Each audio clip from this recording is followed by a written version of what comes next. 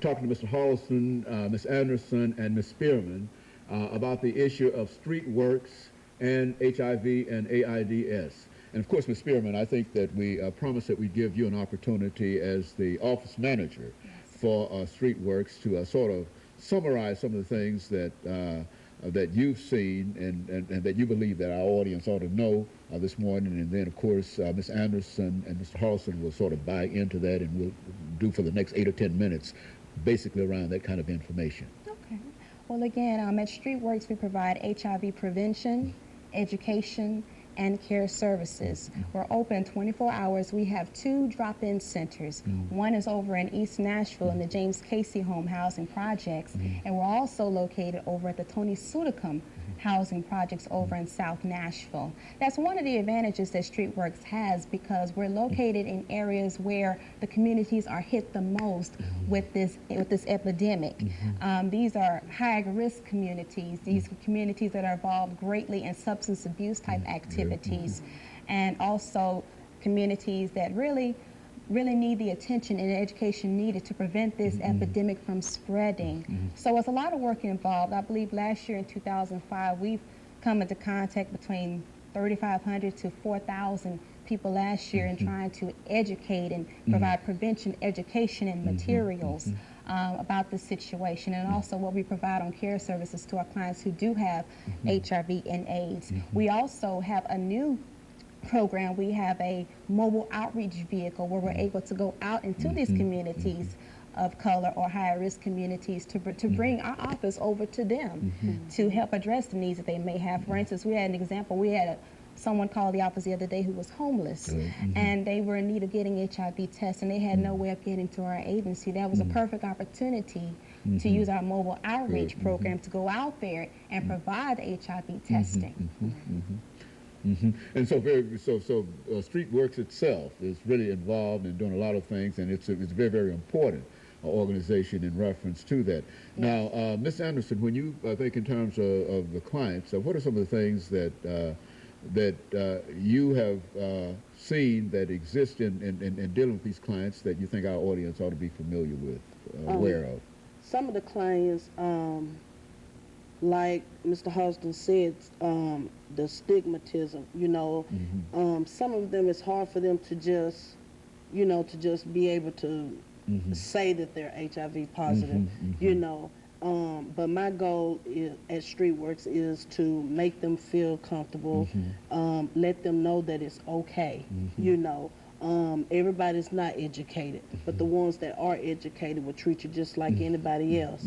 And I think that's all we're looking for, is just to be treated normal, fairly, and with respect. So I try to make sure that they have everything they need, and if we may have a service that we don't provide, we have plenty of information that we can also reach out and get them that extra help that they need. Sometimes they just need, someone to talk to, where they feel comfortable, and share what's going on. It's still a human disease, in spite of how catastrophic it might appear, that it still affects individual human beings, and out of that comes those feelings of wanting somebody to at least notice them or understand some of their problems.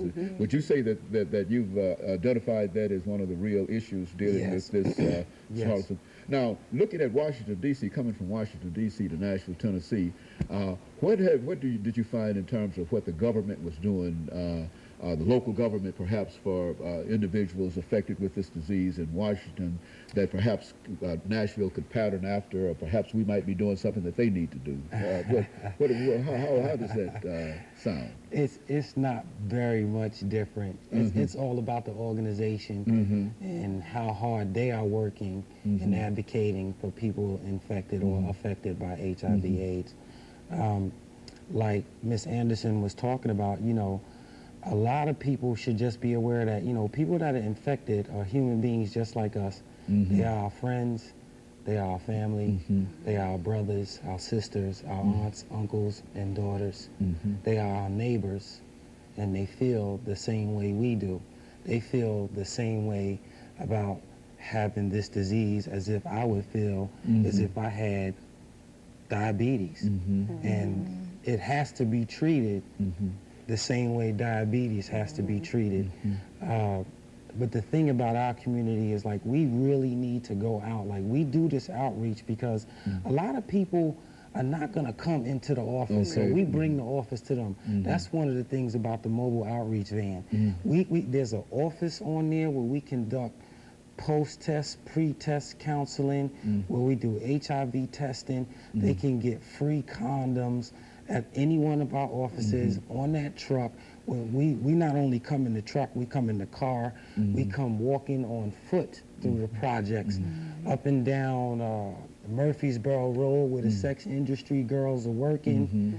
And we talk to them and we address them. And in fact, when you was talking about, well, you know, it's a collective thing where organizations, we really have to come together. And part of what we do is we work with several other organizations to effectuate this. You know, we work with First Response, we work with the Elam Center, we work with TAP, Project COPE, and the sister program to try and effectuate these things, especially as it relates to crack-addicted black women, because their infection rate is going through the roof. What do you find, Ms. Anderson, in reference to that crack-addicted African-American females? Do you find any impact do you see any impact among your clients in reference to that? The impact that crack is having, or that alcohol or whatever is having on your clients? Yes, some of the clients, they're kind of reluctant to say that they have another disease, because addiction is a disease also. And some of them, you have to just, like I said, make them feel at home. And if you've been there, it's a lot easier for them to open up, you know, opposed to not being, because a lot of them feel like you can't relate, because if you haven't walked in those shoes, then you can't relate. So that's what I mean by making them feel comfortable. And if it's an area that I can relate to, I will let them know, you know, because it's all about, you know, trying to do better and trying to stop this epidemic. You know, it's not a cure, but we're here to try to slow it down, you know, try to get people to be more aware of their sexual behavior. Well, and speaking of sexual behavior, and I think Dr. Poco a long time ago told us on this show that one of the real problems was that this is a behavioral disease. Now, what impact has sexual industry workers, what impact do they have on it? Okay, you have a sex industry worker, let's say a crack-addicted young lady. Her main focus is to get another high, and that is going to require her, because she has a marketable commodity, and that is going to require her to be getting in and out of different strange men's cars. And in terms of whether they need the money, they'll practice this without the use of a condom. That's one reason why we target them.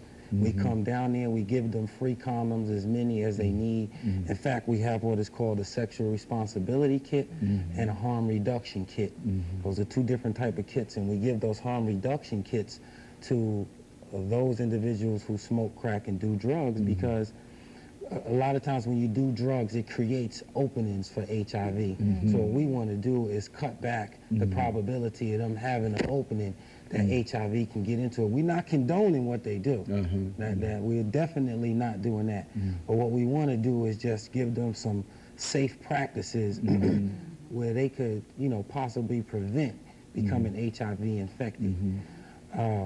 And in fact, they appreciate it. That's all about what's the response? They appreciate it. They appreciate it. I give them, you know, we give them vitamin C, ointment, alcohol pads, and stuff like that, so that they could, you know, keep the possibility of becoming infected or even infecting someone else. You know, and then we try to get them into the office where we can sit down and have some one-on-one counseling. As Aretha said, you know, a lot, you know, me, myself, I come from the same background. I have some of the same experiences that they have. So I sit down and I relate to them, because they take better to, okay, I'm not talking to someone who is telling me something from a book. I'm talking to someone who has actually walked through this fire and has come out on the other side.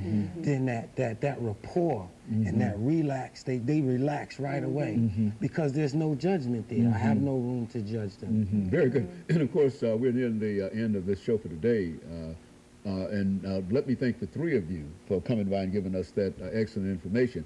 As I often say in reference to all of these shows, is that it really takes a lot of courage to become involved, and especially, Ms. Anderson, to say that you have been infected by the disease and et cetera, to come out here and give encouragement to other folks who might be so infected. Of course, let me encourage our audience to tune in again next week for another informative edition of Comments. Thank you and good morning.